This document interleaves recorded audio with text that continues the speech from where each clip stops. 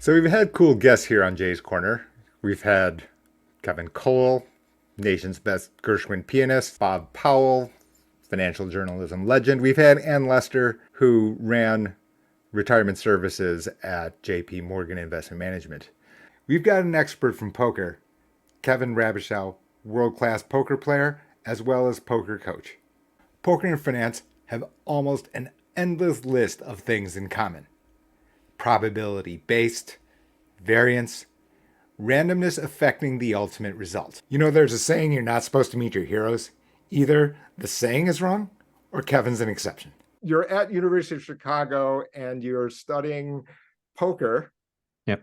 You're going to local charity rooms, and then you graduate.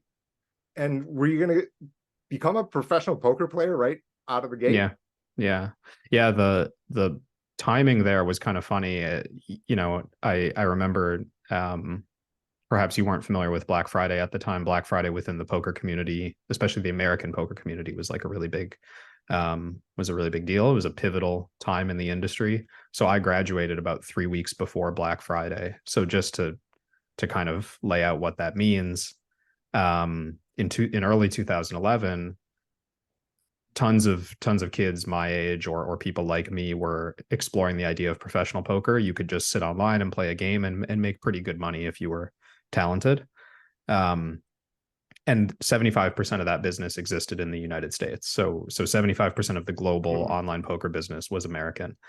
And then on tax day, on April 15th, 2011, the US Department of Justice indicted all three of the biggest online poker companies simultaneously, froze all of their assets across the world. And that meant that the players had their funds frozen as well. So right. I was a professional poker player in Chicago for about 3 weeks. and then immediately my accounts were frozen and all of my peers' accounts were frozen. And we had to kind of scramble to get to put a plan together to either pursue professional poker outside the United States or move on to something else. So yeah, I graduated. I was planning to be a pro poker player. That lasted a few weeks, and then I had to kind of shift my plan towards going to Vegas and then moving to Canada. From your experience, and of course, you're many levels up, right? But let's just say like somebody just has like, oh, there's this poker, I see this romantic game, I see their TV shows on it. And do you think people have the basic understanding of just like base probabilities of how poker actually works? Or I mean, I think that there are a small number of people within the community who understand like how it actually works. I think a lot of those people have built tools for poker. A lot of those people have kind of used that understanding or that knowledge to like create things. It's pretty rare, I think, for the typical poker player. I mean, the high level players, they all get most of it, or they get what they need to get. They understand enough that they're not going to make any like huge fundamental errors. But sometimes you'd be surprised that some pretty good players just have like a gap in their understanding, and because it sometimes just doesn't matter. Like I guess it's not every. It doesn't matter why. Well, how doesn't it matter? Like you're sitting there with a $25,000 buy-in. Yeah, you're 5 people left. The edge has got to be like so minute. Yeah, I guess I'm thinking of like there are fundamental, let's say like there's mathematical or like statistical building blocks to a game. Like there's game theoretical knowledge in the educational sense that like if you didn't fully understand it, you could still win money. Or maybe if you don't fully understand like for example like why an equilibrium is an equilibrium, or like if you don't understand what makes like a multiplayer equilibrium unstable, like those are relatively advanced mathematical concepts. Does it matter so much to like your poker strategy, like how well you execute your poker strategy, that you understand those kind of more advanced mathematical concepts? Like maybe not. I think it's certainly beneficial to understand it, but like not everyone's going to get it, and that doesn't necessarily hurt them as poker players. What people don't know, probably you have company with people who are educated like you, or with backgrounds who are studying like you have had. Yeah. I mean, like the people that I spent time with in university were other poker players, and like a lot of them are still professionals. They've gone to different places. Some I have like close friend in Chicago, close friend in Macau. Like a bunch of people who I guess we interacted with because we were all kind of in the same circles. And I mean, there's a lot of people I think in poker with the same sort of story. I guess it's just a matter of like being lucky enough to find the time to play poker when you're also swamped with your educational work, right? So wait a minute. You went to University of Chicago, and for it's that quirky school, right? I mean, it's Yeah, not Harvard, it's not Stanford with the bigger names, but pure academics would absolutely put it as equal for sure. yeah. What what are what are mom and dad Rabichow saying? That's a yeah, that's a fair question. When my mom retells the story now, she frames it as if I kind of tricked her into letting me like I go would have. go into professional poker, because I kind of framed it as this temporary thing, like, oh, I'm gonna go to Toronto for 6 months and try things out and see how it goes. And I know for many years in the back of her mind, she's like, so when's he gonna get that master's degree? Like, when's he gonna go? Right, When's he gonna get a real right. job? I think my dad was just he thought it was cool. He was on board pretty Is that early right? on. Yeah, I don't know. I mean, my parents are great. Like they've just been really trusting and supportive of me, like more than what it is that I'm specifically choosing to do. It's just kind of Gotcha. like I bring them ideas and they just believe me, and they haven't seen me crash and burn yet. So I guess I've built up a bit of trust with them over time. But yeah, even 21-year-old me saying like, yeah, I'm just gonna pack up my stuff and go click buttons from Toronto. They were like, all right, have fun. Like be safe. That's quite a change because obviously that's not the standard track at the University of Chicago. I mean, by It, by it, by a it was long hard. distance. I mean, I do think the sunk cost on the tuition was hard to stomach. so today, if you had to do it over, do you even go to college? I think probably not. I mean, it's funny, like that maybe if I do it over, I go to college, but I don't invest so much time and money into the specific college that I'm choosing, right? And Mm, maybe I'd leave myself some flexibility to like go for 2 years and then take a break, or you know what I mean? Like it's just that the U Chicago application and the degree oh, was such a big commitment. It was both financially and with my time. Um, and I think to just like sign up for that when you're 17 and then lock in and finish the whole thing out is like maybe a little narrow minded, right? So I got a lot of value out of like the college environment. I connected with a bunch of people who, I right. mean, I kind of got Sure. serious about poker because of the college environment. If I just skipped Right. it entirely, who knows how that goes, right? Maybe I don't have the peers around me who are pushing me in a certain direction. Maybe I don't have any collaborative value from living on campus. I was in Chicago, but I did still live on campus all 4 years, so that was beneficial, I think. Tell us about what you do now as far as teaching Yeah. others. Yeah, Run It Once is where like my training content has gone. So I produced a course for them last year called the Game Plan. I made videos um, pretty regularly over the last 8 or 9 years that are hosted on their site. So that's all under their elite subscription. Um, that's where I've done most of my teaching. But I would separate that from coaching, I suppose. Like over the last several years, I've done more coaching, so more private work, group work, just one-on-one um, mentorship and all that kind of stuff um, is described on my website. But that's kind of those are two separate ventures, and I try to approach them in different ways, right? Like teaching, you want to convey like concepts that help everyone. You want to put out material that um, applies to the masses and just whatever it speaks more widely. And private coaching is very much like I try to get to know someone better, try to understand like what it is that they're good at and what it is that they're not good at, and help fill in the gaps. I mean, a lot of the stuff that I do when I coach people, a lot of times it's like, well, how do you even professional poker players, a lot of the stuff that I work with them on is just like being more professional, which sounds like a little ridiculous. Like usually you would think that, oh, we're talking about advanced strategy or something, like something from a solver. And we are usually, but a lot of times like the most helpful stuff I give to people is, like, hey, how come every time you study you're doing that thing, right? And like that's not helping you. Like that's not um every time you sit down for an hour, like you only have 1 hour a day and you're using it on this, like that seems like a mistake, right? Or even just silly stuff like not saving their work as they go. Like the stuff that you like habits you pick up because you're organized, because to get through university you kind of have to be. And it's like, a lot of people who didn't do that, it doesn't come natural to them, so they start using a program like PO Solver, and it's like, good luck. I mean, this program is ridiculously technical. Well, we got to know each other a few minutes, and I mean, you studied math and or statistics and economics, and you know by background, some of the followers that I know will know that I've also spent time in Hyde Park. I mean, this is the bedrock of probability, Yeah. EV, variance, et cetera, are running in the lifeblood of what you learned as an 18-year-old. And now as professional poker player, the application's got to be everywhere, I would think.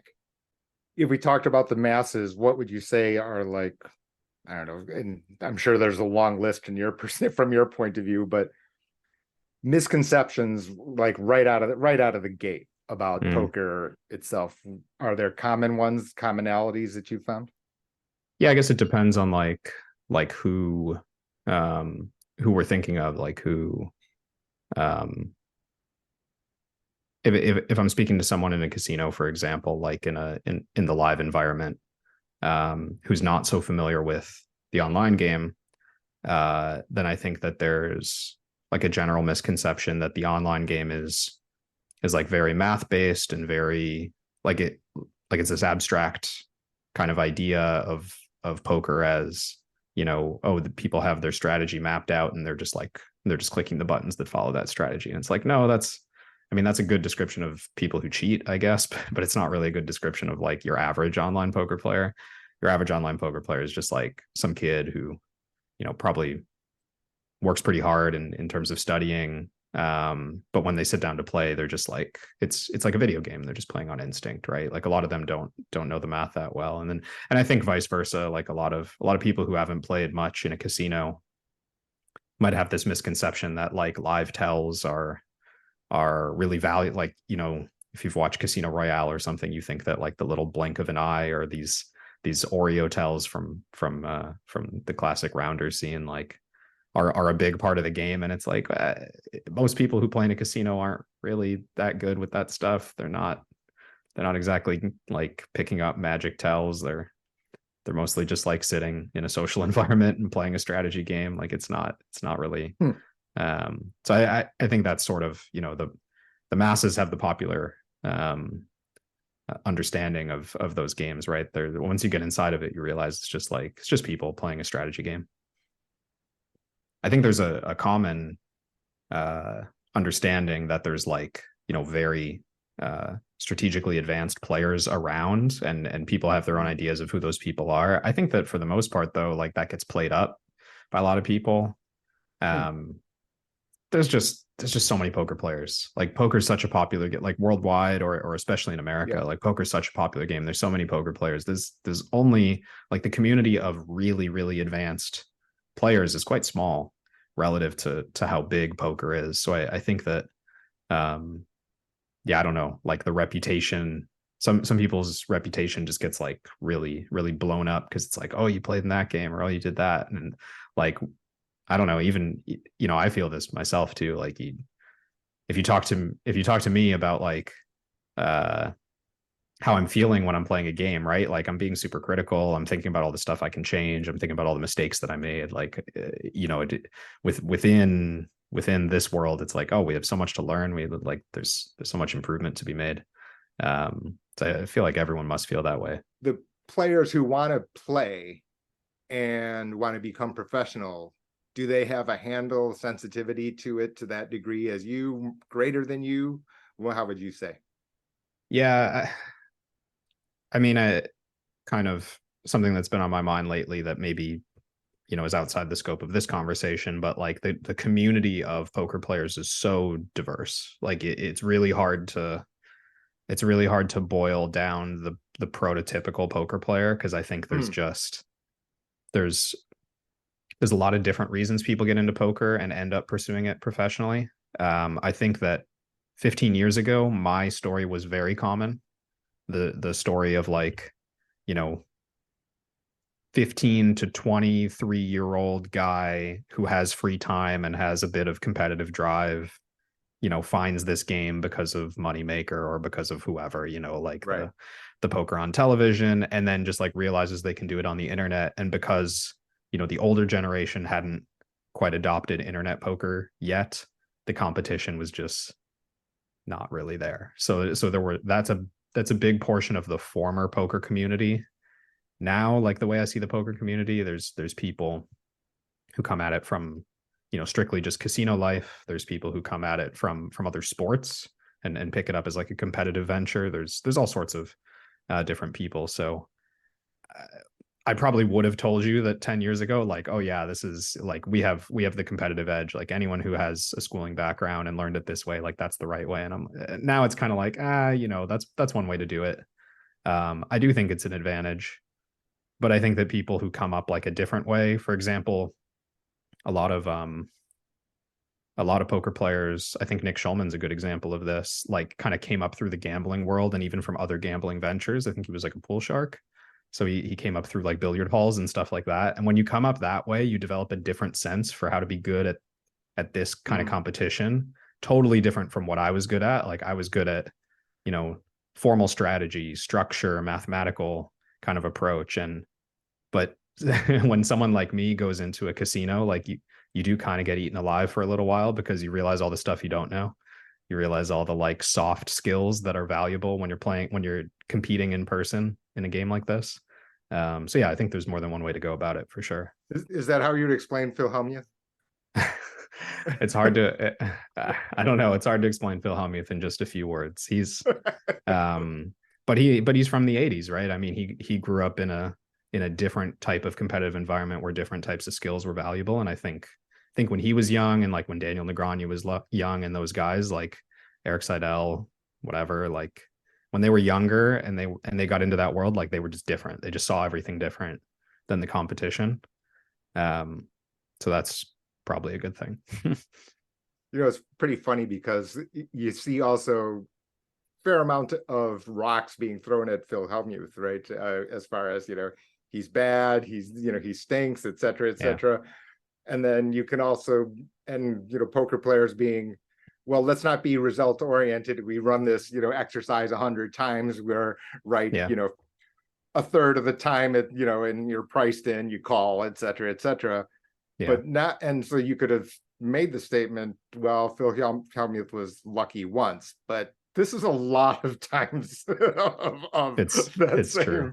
It's true. I mean, like I think poker's interesting. It's kind of like, I wish I was more into golf, because I think that golf is like a reasonable comparison to poker, where the people can have 40-50 year careers in the sport, which is like very different from most athletics, right? Like most of the time when you hear like Charles Barkley on TNT like pontificating about the centers of today or whatever in the NBA, it's like, it doesn't matter, because he's not still playing, and he's not trying to compete in his 50s with the kids who are in their 20s. So like it's just different. But poker, I guess for better or for worse, like you can have people from 4 decades ago, completely different approach, completely different generation, actually competing today head to head with new generation. So now there's that whole conversation of like, are we better? Like which one is better is being tried out in real time, which is kind of, and I tend to think that like people who stick with updates and new generation, learning, like they improve with the competition, they hang around, they are better. People who refuse to change are, eventually outdated and start to lose. But I won't say which category Phil Hellmuth's in. I'll just say that's the way that I see it. But it looks like even like people from that era have adopted, adjusted, changed, Negreanu as a, It's a good example. Yeah. right? Where it was clear from what he was saying that in fact he had done a fair amount of studying to Hmm. adopt to, Kevin's techniques, if you will. Yeah.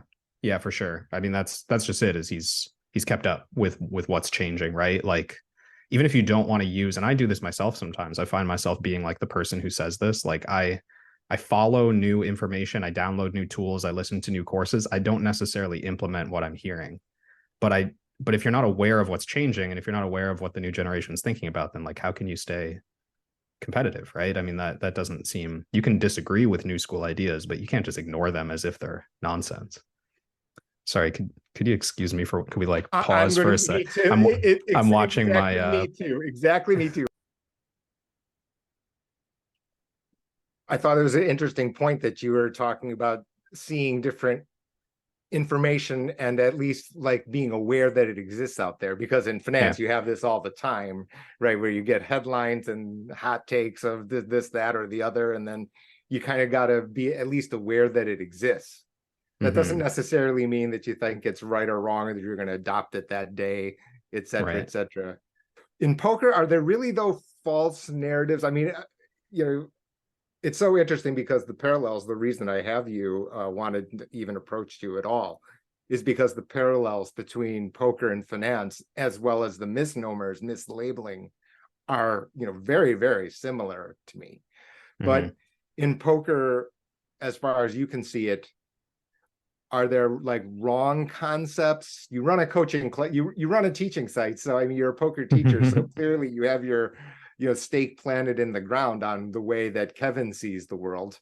Right. Uh, do you see wrong on the planet as far as poker Um, coaching information? I mean, what I see is like, uh, so I know that Phil Galfond has written about this in his newsletter recently, and I think the stuff that he puts out is like really similar to the way that I think about learning in poker, which is just like there are really common, I might call them heuristics, but like uh, there's this like ingrained incentive for a lot of people to think a certain way. Like you have really old school ideas that have never faded, I guess is kind of what I'm thinking about, right? So like bluffing when you have a chance to draw to the best hand, as a broad concept, as an example of like people who are getting into poker learn about semi bluffing, and they get really attached to this idea of like, oh, when I have a chance at making a draw, I bluff with that hand.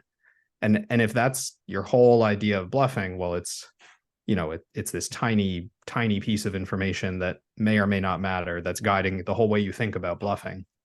And a lot of people don't realize they have that sitting in the back of their mind, right? So I see a lot of that um, coloring the way that people approach strategy, coloring the way that people think about what's right and wrong, and not as much like, yeah, not bad narratives, not false narratives, but just like maybe misguided rules that determine the way everyone thinks about the game.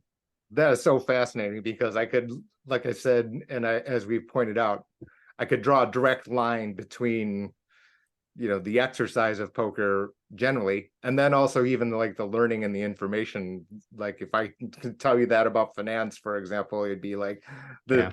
in fact, entire newsletter that I have is all about debunking, this isn't right. This isn't exactly, this Yeah. isn't.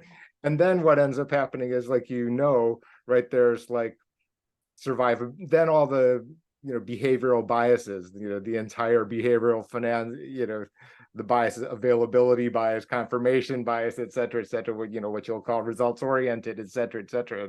And Yeah. now now the snowball starts rolling downhill, and all of a sudden it's like an avalanche. And now you've got, do you find in your teaching, whether or not one-on-one or in your classes, that you're spending time trying to unwind it?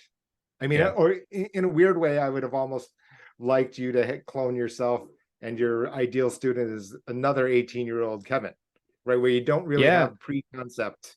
Yeah. Yeah, I find, I mean, I guess two things come to mind. One, for sure, a huge part of my coaching, and I even put together a course almost entirely around this concept, is like most people are not approaching learning in a systematic way, and the way that they learn by default has just led them to focus on like the wrong things and pay little to no attention to other things. Not focus on the wrong things. That I shouldn't say that, but just focus on a limited scope of what, you know, the game is, and not focus on the whole thing. Or they have these misconceptions that I do. It takes a while in private coaching, I find, to really like catch. You have these little aha moments when you've worked with someone for 5 or 10 hours, and eventually they say something that it's like, oh, Right. like, have you always thought about that? Right? Like it just pops up every now and then. It's like, oh wow, like, okay, let's work on that. Like that needs to go. Right. Sure. But then also, like, you know, the fresh 18-year-old who's just getting into the game, even they have their own, like, they find poker with a certain lens on it. You know, they've got a limited idea of what is important in the game and what isn't important. And when I play against like 21, 22-year-olds who have done really well online, and maybe we play in the casino for the first time, I think even they, like, I have a good idea of, oh, like, you're good at these things but not those things, right? So everyone kind of has their limited area of expertise, and a lot of the coaching is just about finding like, okay, you're already good at those things, let's stop devoting time to those things, let's find those things you're not good at and push a lot of attention over there. Is it a thing of order, or is it like, it sounds so similar whenever somebody asks me about, you know, some concept about some financial contract? It could be simple, it could be complex, but then, like you pointed out, and then all of a sudden some like line comes out in an email, and I'm like, wait a minute, we you know, we've got to back up not one step, we've got to back up 4 or 5 steps to kind of start over here, because this is so far off base. And if you're considering all the other, you know, adjacent topics around it with that theory thought process in mind, all of a sudden you realize, oh, we're off track. On your coaching, so then this sounds like it has to be fairly constant, your communication, because it's, you're not sitting, you're not living with them, or et cetera, et cetera. They're just telling you a sound bite, et cetera, about a particular situation. To make sure that it's ingrained. Are you worried that, you know, they hang up the phone, they you know, discard what you say, or just revert back to old habits, or how does that work out? I mean, that's definitely always a risk. I for a while I thought of poker coaching a lot like physiotherapy, because I had shoulder surgery like 6 years ago, and I was working with a physiotherapist, and I realized, like, wow, so much of your job is just getting people to the point where they think they are better, and then they leave and they never come back, and they just get worse at some point, and then they come back. And I was like, oh, that's so similar to what I see in poker coaching. I've tried, and it's hard to do this for everyone, but I've tried to make my coaching more mentorship like, so more consistent communication with the student, more formats of coaching, like not just let's review hands on this call, but also let's have a chat group where we talk back and forth pretty regularly. Let's have you record some videos of yourself playing and speak while you play, and then send that to me, and I can review it and I can take notes. That one's really good for catching like the negative you know, heuristics in their thought process. Yeah, Poker Out Loud's great. Shout out to Solve for Why.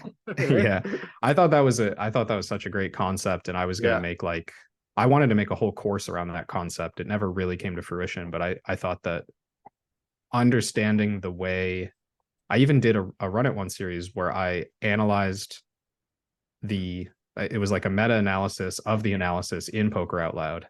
And I was trying to catch all the places where my thought process was flawed, or my opponent's thought process was flawed, because we're speaking while we're playing, and like a lot of times, you know, you don't think that clearly while you're playing. That stuff is really interesting to me.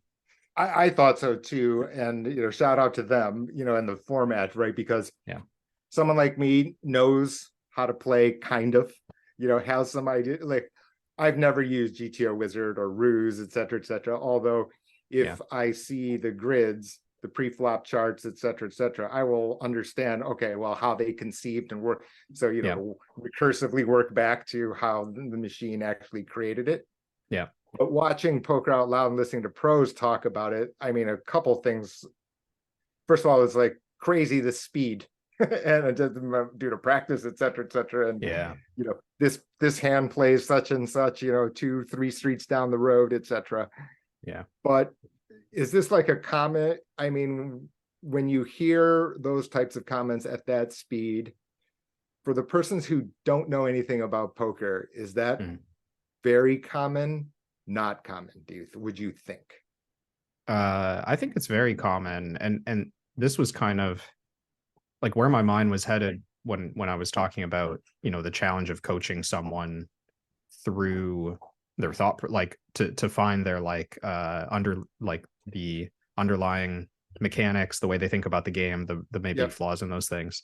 It comes through when you hear them speak for a long time about the game.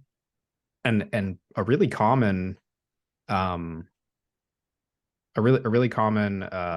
I think, in most poker professionals or most poker players' thought process is that they're like too complex. Like they're thinking about too many things in the moment. And all that stuff you hear on Poker Out Loud, I think, is very often like what's shooting through their head, maybe even filtered down quite a bit. Like it's probably 25% of what's shooting through their head while they're in that situation. And when I work with higher level players, I find it really valuable to like, okay, let's cut away, right? Like a lot of the stuff that's swirling through your head is, I don't want to talk poorly about training sites because I work for a training site. I love training sites. I just think that the way we've taught poker for so long has been people lecturing on video. And when the whole way you learn the game was just listening to people talk in long form about complicated strategy, then your thought process starts to mimic that. It's like, oh, well, when I'm in this spot, I'm supposed to be thinking about X, Y, Z, A, B, C, D, E, F, G. And it's like, that's too many things. You can't practically make a decision. I mean, we're on a clock usually. Like we have time banks.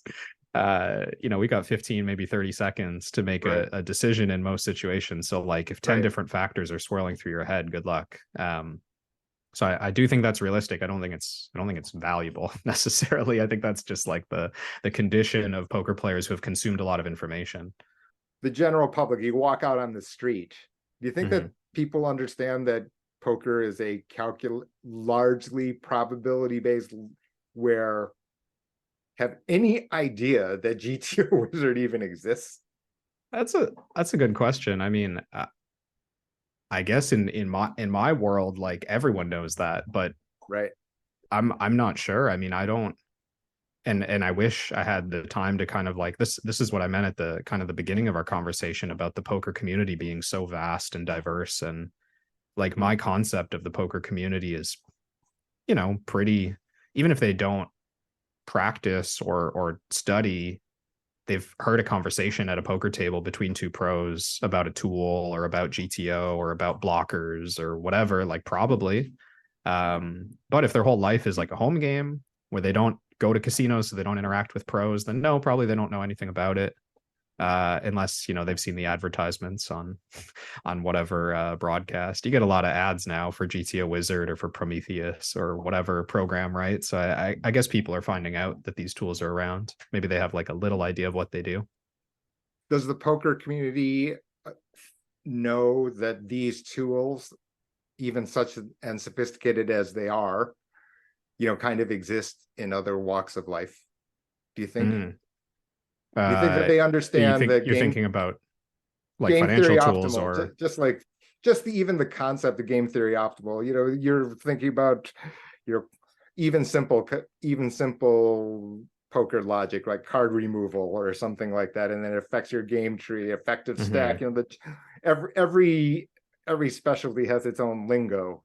And what I find is like the tunnel vision can be that the people believe in the tunnel, think that that's the only tunnel that exists, and other people don't know about the tunnel. You see what I'm saying? In other words, this language. Do you think this is a bias that poker players have? Yeah, probably. I mean, like, I don't know. I'm no expert in this area, but well, it's kind of a funny lead into what I'm about to say. But you see a lot of, if you look at poker Twitter, for example, you'll see a lot of poker players who only understand poker really, who are making, their judgments on other fields or kind of preaching their knowledge in other areas. And it's like, man, you probably spent like 20, maybe 30 hours on the internet reading about that thing. Like you're not, you probably spent like, I don't know, 50,000 hours on poker by now. Like these are not, these are not the same. For me, what was one of the most fascinating competitive situations I've ever seen, which is, young man Landon Tice against Phil Perkins. So you were involved to some degree. So is that right, Kevin? I've seen. I was very involved. Yeah, that was like my whole life for maybe 4 or 5 months. Yeah, for 4 or 5 months. And this happened during the pandemic, if I can remember the timing and scheduling right. Something I want to around say like it was arranged in February 21 and played out in June of 21, something like that. June, July probably was how long it lasted. I don't remember exactly how many weeks we played. Let's just first talk about the setup, and you'll correct me if I'm wrong. Sure. Basically, Landon gave Phil Perkins a handicap. Yeah. Be played over a certain number of times, because I was so fascinated because of its logic that I had seen Solve for Why or Poker Out Loud, and I've listened to their 5-minute talk, 10-minute talk about a particular hand. I'm saying, my takeaway as the observer was, oh, these guys aren't faking it, right? Mm-hmm. the level of detail and granularity, is such at a level. Okay, this is a game I don't really recognize, that well, right? And fair. Have to replay it. Okay, now I get it. You see what I mean? But they're spewing it off the top of their head, right? So I mean, that was number one. But now you get to the contest, and aside from the preparation and professionalism, et cetera, I'm not here to throw rocks at Landon Tice by any means, actually. But what really was, did you not have any say in the structure of the contest? Very little. Yeah, that was a big problem from the start. But no, I didn't have much say. And you didn't. So the timeline was, Landon was not the first challenger for I believe, and I forget who the first person was, but there were a couple of different people who were kind of shopping around offers to Bill Perkins because he had expressed interest in a challenge like Bill this. Perkins, not Phil Perkins, right? So Bill, I think, had well, I know that he had a team, like he has a coaching team. He supports Hybrid Poker. That's the group of people who was coaching him, the creators of Hybrid Poker. And I guess that they had kind of come up with the idea like, hey, you have this training, you have this time, like, let's try to put something together. I assume that's what was happening in the background. So once a little bit of noise started happening on Twitter, one or maybe two different people were publicly, I think he was the one who shared it first, was like, hey, I'm considering taking this bet. Like, what do y'all think? Was kind of the tone of the tweet. And then, of course, when all these pros saw what was happening, they started bidding. Essentially, you get a bunch of messages start shooting out, and it's like, I'll give you 6 big blinds, I'll give you 9 big blinds. This is the terms of the handicap, for those who don't understand. So I think once a bunch of offers flooded his way, and Landon was one of the ones who sent out an offer at 9 big blinds, the Perkins team or just Bill by himself kind of combed through the ideas, and it's like, we're going to take that one, we're going to take Landon. So the match was set up before there was a team on Landon's side. Landon did that on his own. Okay. And then after he books that, over the coming days, it's kind of this scramble to be like, okay, can you coach? Can you do data? Can you work on financing? Can you all this stuff, right? So the team's getting thrown together all the while Landon and Bill are negotiating terms. So it was like this chaotic coming together of the setup. By the time the team was formed, it was like, okay, well, this is what we're dealing with. Like, these are the terms that are already in place, so we have to do those things. Like, let's do the best we can. It's kind of like when you were saying mentorship as far as coaching. I mean, in a way, And you see, and again, the analogies to finance, right? I mean, you could be a technical expert, and I'm not disputing Landon Tice's expertise in poker, playing a hand, right? I mean, that Yeah. is, we can debate whether or not it should have been X big blinds or Y big blinds as a handicap. That's Yeah. fine. But when something's so big as the structure of the context, for me, I'm like, well, let's just pretend, for example, theoretically, and basically, I'm sure, Kevin, you've probably thought about it, right? In other words, all right, how many big blinds would Kevin have offered, in that Sure. similar situation, right? Yeah. And you thought it was like, X, but by giving away the tail, by resetting the stack alone, Hmm. right? If you're the one who's superior, Yeah. I mean, that's like this option in a scenario that you just like never give away, almost without pushing down the blind level. Or was the 9, do you think, adjusted, or was just like totally not considered? I don't think it would. I think it was just like, so public perception. I think it's important to point out that a big part of the line setting was betting on whether or not Perkins would put any effort in. Like it wasn't a given that he was going to show up prepared for the match.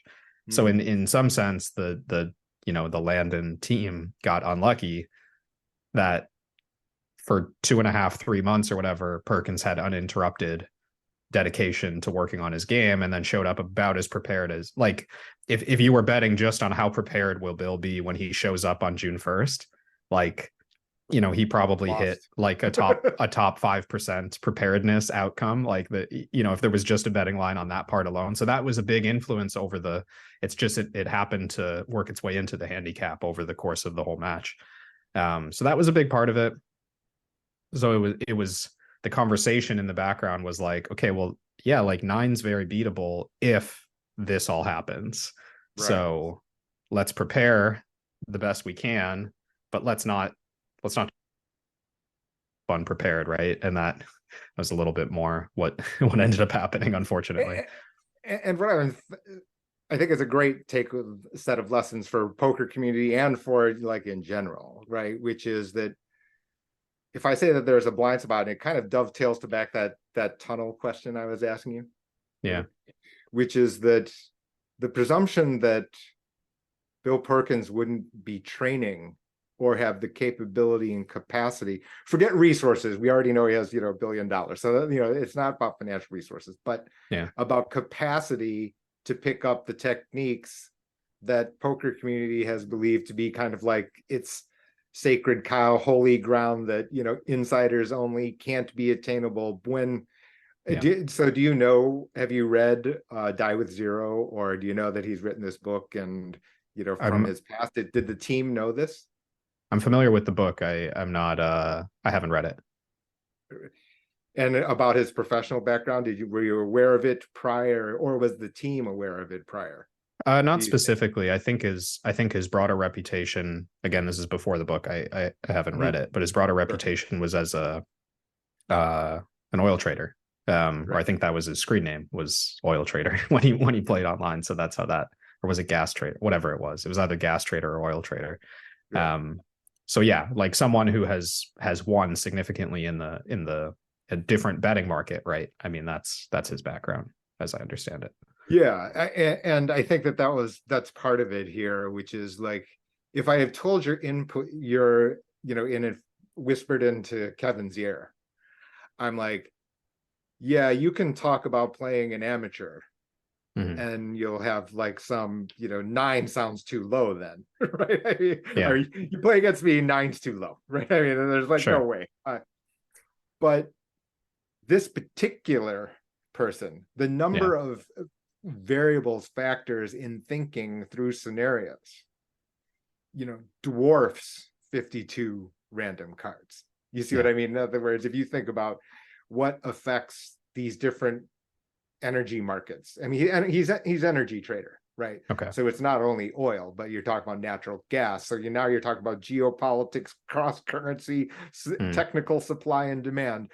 52 random items is like nothing, in terms of the amount of information inputs that he had Yeah. to assimilate and then survive. That Yeah. alone should have told to me, Yeah. right? When I saw that this was the matchup, I'm like, if you think that he's not going to come prepared, or, because you can get GTO Wizard, right? That's just money. That's just money to which he's not going to be a problem. Then hiring Yeah. Kevin or a coach to say these are the key points is not going to be. But it's also the starting even before sitting down. His background was hugely open-minded by necessity, Yeah. to a number of variables that were much more moving. But then, and then also the other thing is that, and maybe there's just a thing of youth, right? I mean, so he Sure. gets a pass, right? I mean, in the sense of, I totally understand the motivation, right? You want to make a name for yourself. You need to have the spotlight. That's what this world is for other collaborations. It's and other interests. Those all made complete rational sense to me. Yeah. But when you change the contract in terms of, okay, my actual technical edge is X, and I'm giving some of that away Mhm. by these rules, when I saw, oh, we're resetting stacks and we're cutting down the number. Wasn't there a The time limit? the training time was my big. I think we basically lost the match in setting the start date. Oh, really? Because it was organized in February and the start date was June 1st. I Right. mean, when we got brought in, like I didn't know we were giving him 3.5 months to prepare. Like what you're talking about in, his background and resources, that's all kind of meaningless if he doesn't have 3.5 months. Like if he only got 2 weeks, if No, he only got right. 2 weeks No, to prepare and now he has to like battle it out in his current state while he gets better, okay, well, then the match is no problem. But it's like he gave him this gigantic window of time to just throw resources and knowledge at learning the game. I mean, of course he closed the gap, right? Yeah. in finance, like in this contest, basically what happens is Bill Perkins did exactly what consumers should do in terms of finance. Bill Perkins was the challenger. He's not a professional. He's not a full-time professional poker player. He needed to close the gap. How did he do so? He did two things. He had time, as Kevin pointed out. In addition to that, he changed the rules of engagement or negotiated it wildly in his favor.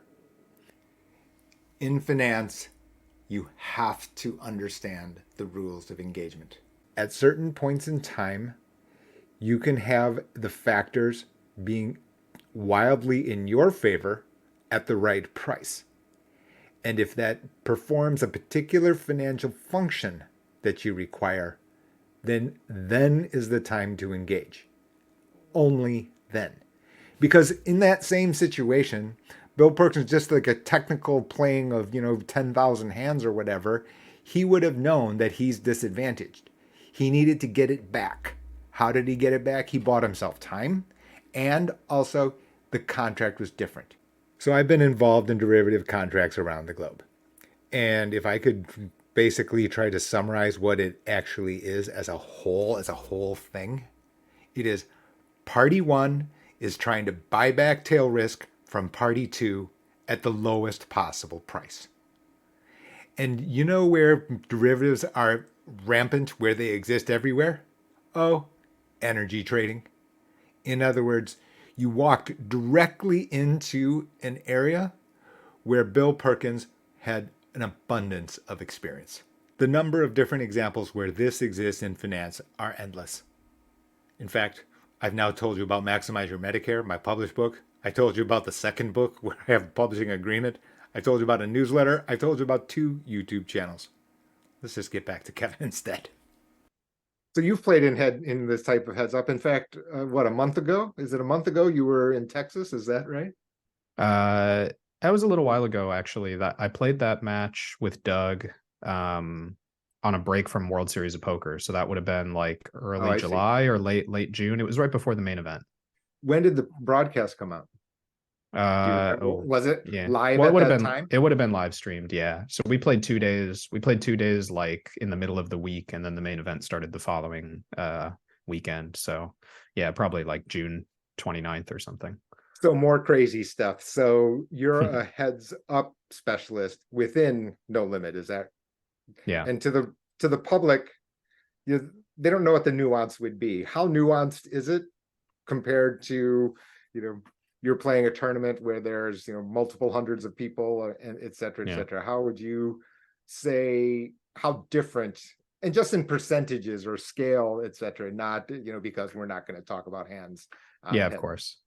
Yeah, I think the big difference, and the skill benefit of playing heads up as kind of like a specialty is that you get familiar with playing almost every hand. So the big difference is like, you register a tournament, you've got anywhere between 8 and 10 players at your table. So a big part of the game is discipline with your starting hands, right? You fold hands like pocket fours, you fold hands like ace nine offsuit or something, and things like that are just part of like survival. And there's all this emphasis on tournament structure and stuff, or being patient. And heads up is just, it's the opposite. It's like you have to go to battle. You play every hand. You are constantly like you're bluffing regularly, basically every other hand. You're making, your hero calling frequently, just to kind of give context to what the game's like. And as a specialist, I just got used to that. Like that just became normal.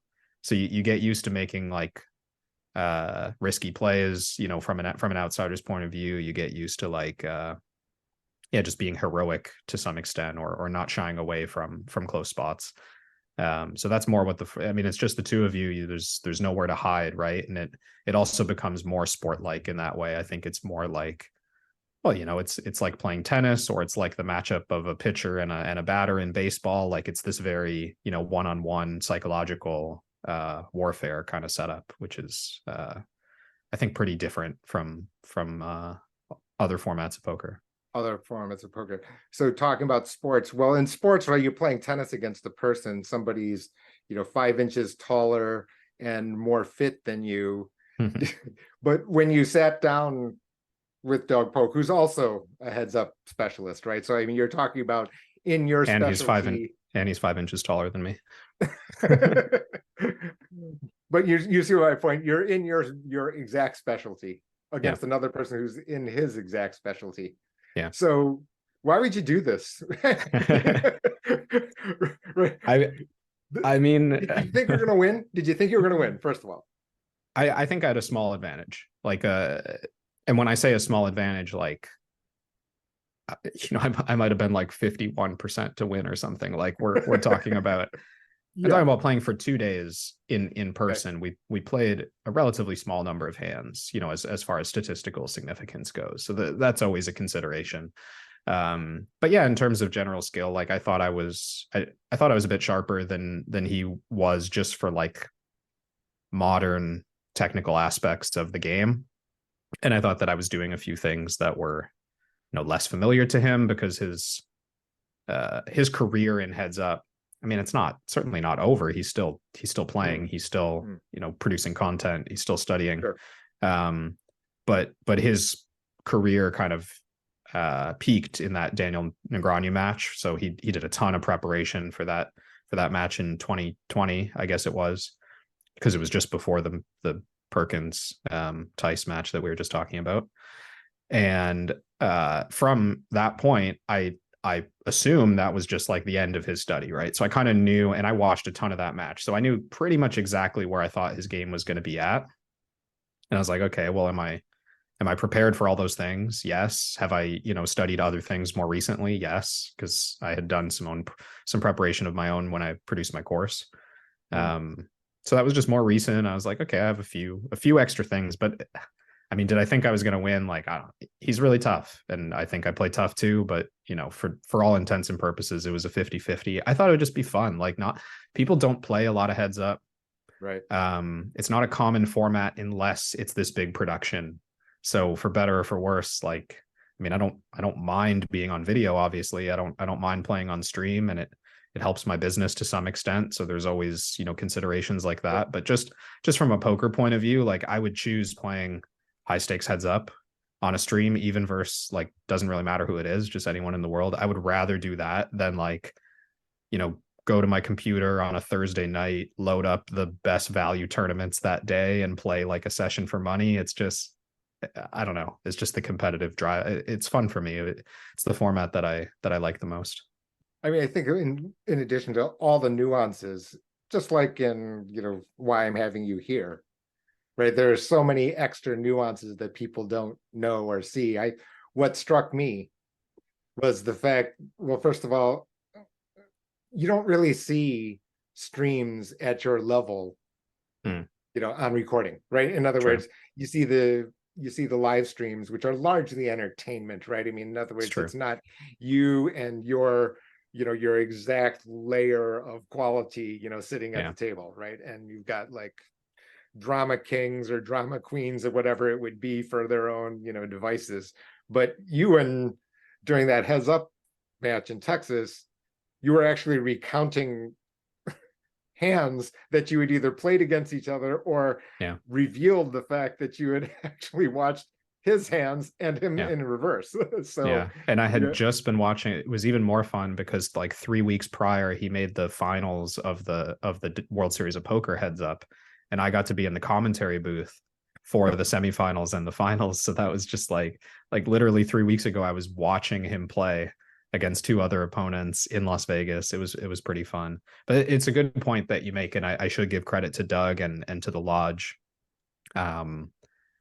for being willing to highlight that format and like being interested in showing off. Kind of like for sure. Just high stakes play for the sake of strategy, for the sake of quality, and not for the sake of just like, fluff entertainment. Because again, there's different segments of the poker community. Some of them enjoy, the kind of let's kick back and watch entertainment poker. Let's watch exciting poker. That's fine. That's just not, it's not for me. That's not for a lot of people who are interested in high level strategy. So it's cool to see like a big producer, a big stream putting on, and it makes sense for Doug and for, I know his partner, Mike Brady, as well. Used to play Heads Up No Limit, really interested in Heads Up No Limit. He did a lot of the commentary during that match. So it makes sense that like the people who run things there, they like the game, and I want to support that because I like the game too. Oh yeah. I thought that, when you see that level, first you get an appreciation of the fact that, what I thought that, my idea of the game was X. It's like, oops, it's not X. It's actually Y. And the distance between X and Y, should I be using my own money here, for this sounds like a bad use of both money and time, and things like, so I'm not sure. It's like that thing where you see like a sporting event, and I'm not sure if you've been involved in sports. I've been involved in sports, individual sports, and then you go and see a pro play. And you realize, the number of levels between you and they is so, wide. It's like, I can't go there. Some people are inspired. I get, oh man, I'm a little bit bummed out here. I can't survive 5 minutes here in the arena. But poker is this cool thing, right? Which is that I don't have to beat a superior player for 10 hours. Right? You're sitting in a session, because you're not playing every hand. For example, you're full ring cash, the local casino, there you could be even the worst player at the table, marginally so.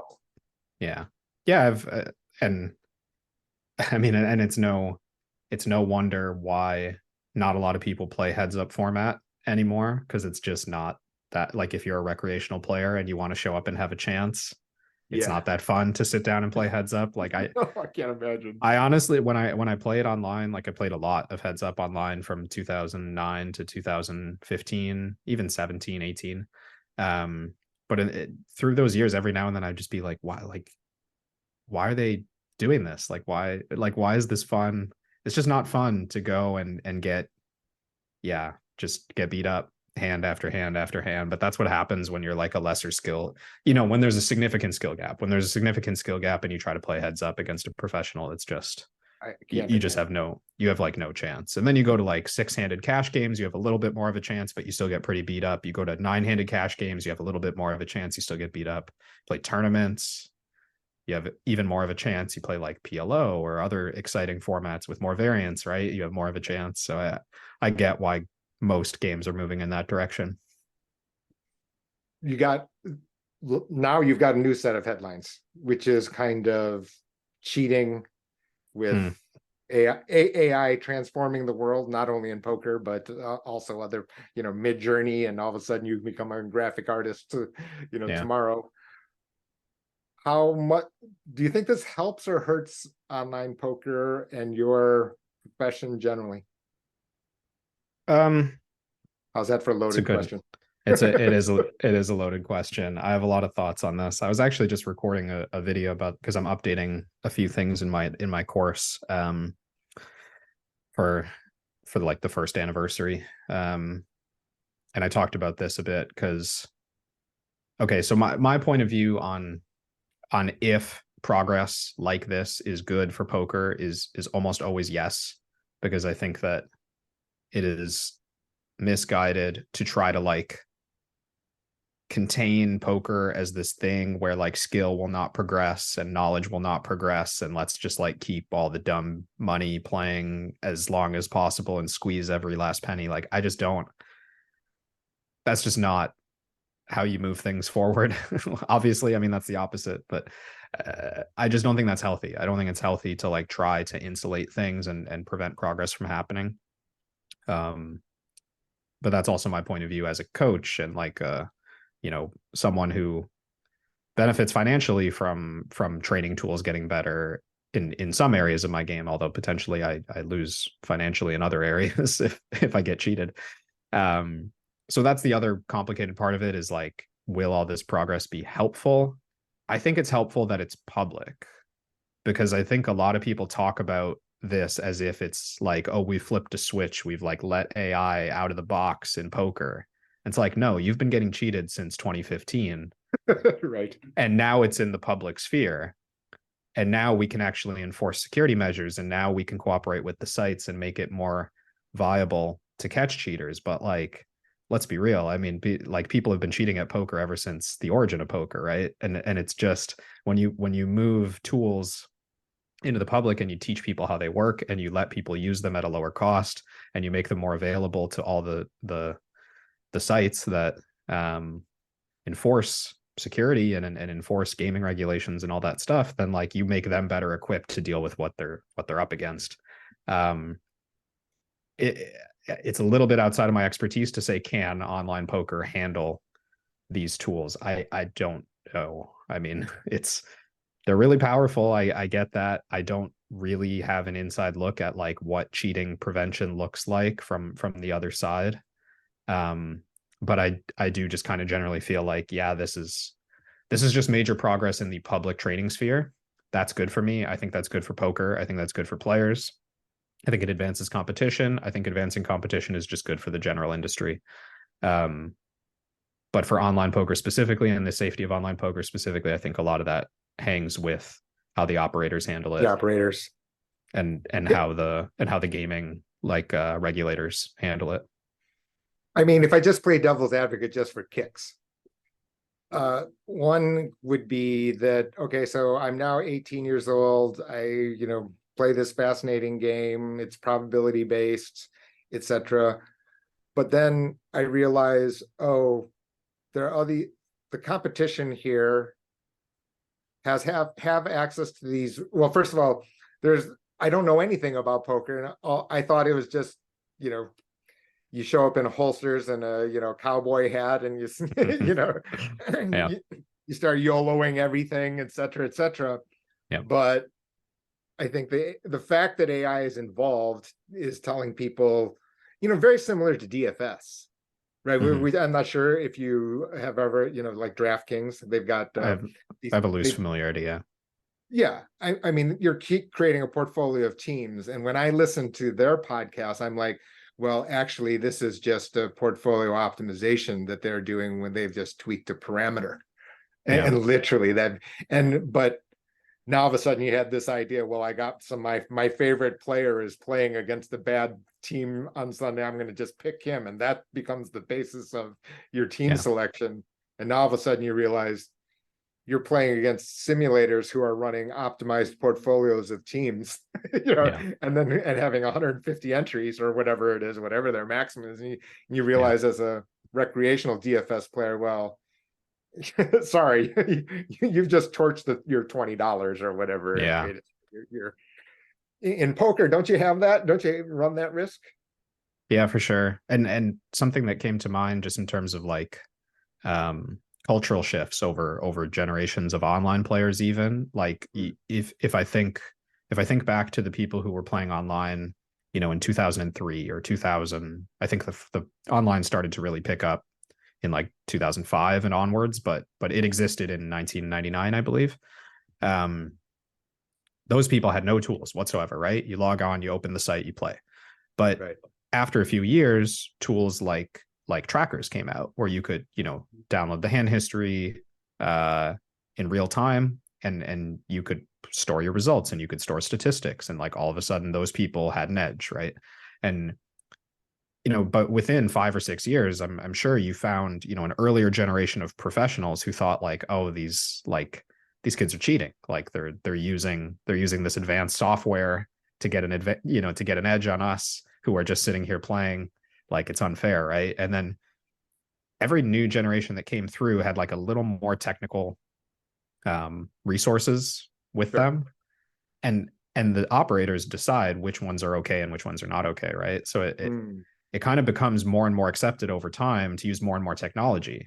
And right now, I'm aware of players. I'm obviously not, I'm 34 now. I'm not that close with the people who are 18 and starting online poker, but my understanding is a lot of people who are coming up now have like mixed feelings about what is ethically acceptable to use in game, because it's not clear cut.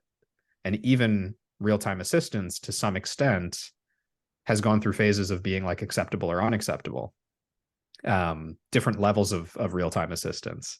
So it's like some people just have different ethical standards. Some 18-year-olds are going to come in and be like, well, of course I reference this pre-flop material while I play. Like, why would I not? It's a competitive Right. advantage. I'm just using tools that they allow me to use. Or even if the sites don't allow it, it's like, oh, well, I can use this third-party device. I can log into my virtual PC. I can use that. And it's like, oh, okay, for sure, it's okay. Like everyone's doing it, right? Like this kind of mentality happens a lot. And I'm sure it happens I'm sure when you get into the world of trading and all of that, I'm sure ethics at some point have like veered way out of the picture for some people. And Yeah, of course. and it's all, sure. And it's easy when you're wrapped up in this stuff to just like forget that you're competing against other people, and view everything as numbers on a screen and view everything as just like, I got to find my edge. And I get that. Like I've been there when you're young and you're trying to make money at this thing. Like I get it. But I just have a different perspective on it when I go into the casino and I sit down with people and I'm actually playing like against humans, and I meet those people. That's why it's hard. It's hard to define everyone as part of one community, because like you do have these bad actors, so to speak, who aren't even necessarily bad actors. They're just looking out for themselves and they're not involved in the broader community, and they don't care about the broader community, right? They just care about trying to win, which is, that's kind of fair to them. There are some developments, right, where they're trying to enforce safe or fair play or something like that. And I just see like, again, Twitter, I'm just like scrolling through Twitter and see them that reshuffling cards after they've been mucked and for online, I want to say for PLO or something like that, to discourage people playing multiple tables, or multiple, I don't know, you and your buddy like sitting at the same table, Interesting. at the same, that the card would be put back into the muck if you folded. In other words, you don't get to see your cards. There's something on. I hadn't heard of this, but it sounds like an attempt to curb collusion, like card sharing. So you get rid of the advantage you might have by sharing folded cards with another player. That's an interesting idea. I hadn't heard about that. Yeah, I think it's just over this past week. And like I said, I like to procrastinate my professional work. So I just I have like poker content running on podcasts, et cetera, like Yeah. just to avoid like the real world, like many people, I'm Sure. sure. Yeah. But things like that, technology can be twisted, can be adopted to do that. And that to me sounds like without knowing a thing, right? Just being an observer, a casual observer. Hmm. It'd be unsettling. It'd be unsettling, right? Because you've mucked, and then you end up seeing cards. Let's just say now your turn card comes up. Yeah, that is, yeah. I mean, it's, yeah, I don't You know. see what I'm saying? It's an interesting idea. I guess if it's communicated well what they're doing and why they're doing Hmm. it, like maybe within 6 months it just becomes normal and everyone's used to it, right? But it seems like good progress from. I like when operators try stuff like that because it gives me faith that they care about this problem. There are some operators who have just like, no, and I don't want to single out because I don't know every detail of every operator, but like Hmm. there's just been some operators who over the years have had this reputation. It's like, oh, you just don't play there. That's the site you get cheated on, like that. And it's hard for me to like to see that some sites treat poker that way, but other sites obviously care. And when they implement stuff like that, it's clear that they care. Well, I mean, the money alone, right, on these sites would dictate that they should care. Isn't that the? I mean, I just what I find weird Yeah. is that they have not banned, that there's like not like mass banning of, if the rules are X and those rules are known and clearly Yeah. written, and if you're violating them, that's just you're violating terms of service. Yeah. How that there are, this is fairly black and whitish to me for the Yeah. operator point of view. I don't know. I I think it mean, should maybe. be. I think some of the sites, I think it's easier when you have a large budget and you have a lot of revenue as a site. It's easier to like set aside funding for security and set aside funding to like, develop new features when it comes to security. I think there's some networks who have just been kind of steadily declining over the years because they're not that big and I don't think they invest much money in security. So the games have just gotten like more and more cheated. But they keep like, I don't know. If you're an operator and your mentality is like, oh, poker's going to be dead in 3 years anyways, like let's just burn it out, right? Like let's not put any more money into this problem. Let's just like collect as much rake as we can over the next 3 years without spending anything, and that'll be fine. And then they'll just like shift over to casino games. I mean, that might be their mentality. It's sad that some sites are like that, but the bigger sites I think have a clear commitment to poker being a source of income, not just being like a feeder for their casino and sports book. But at the same time, they still have a casino and sports. Like they understand the benefit of poker to the rest of their business model. I get that. But at least you see rooms, and you see this in live poker too. Like people are supporting the win now, and people are supporting these rooms that make it clear with the way their staff run things that they care about poker specifically being successful and being well run and making money, and they don't just care about poker being a feeder to get people into their casino so that they can lose money in the slots, which is, and you can just see that when you walk into a room, and those rooms just get more business. They get higher stakes, which means they get higher rake, which means they Sure. get more attention, and the whole thing. Tell people how they get a hold of you, your course, and your mentorship that you described, Kevin. Sure. Yeah. A lot of my training content, my course, that's all hosted at runitonce.com. So if you're an elite subscriber at Run It Once, you can see my regular videos, just the stuff that I've been putting out on like a bi-weekly basis for 9 years now. And then if you go to the courses section, you'll see the game plan. That's my course specifically. I put that out last year. And I'm quite happy with it. And then all of my private coaching stuff is just at my website. It's my full name, kevinrabichow.com. Everything you need to know about that is on there. We'll have the links on below the video for sure. Hopefully you'll join me again, because like I said, we could talk for hours about a bunch of different topics. You could probably Yeah, we are. I don't know that we got to half the list of things that we do that we said we were going to talk about, but we'll give it a shot again soon. I would love to have you again. Like I said, I've had other types of guests from other walks of life: financial journalist, portfolio manager, pianist. I was far more interested in this conversation than any of those. I get asked for people, can I appear on your podcast? I'm like, oh no, these next slots are for Kevin. So appreciate it, Kevin. Thanks very much. Happy to be here. Thanks, Jay. Thanks again to Kevin. Rabichow.com is his website for poker coaching and training materials. Thanks.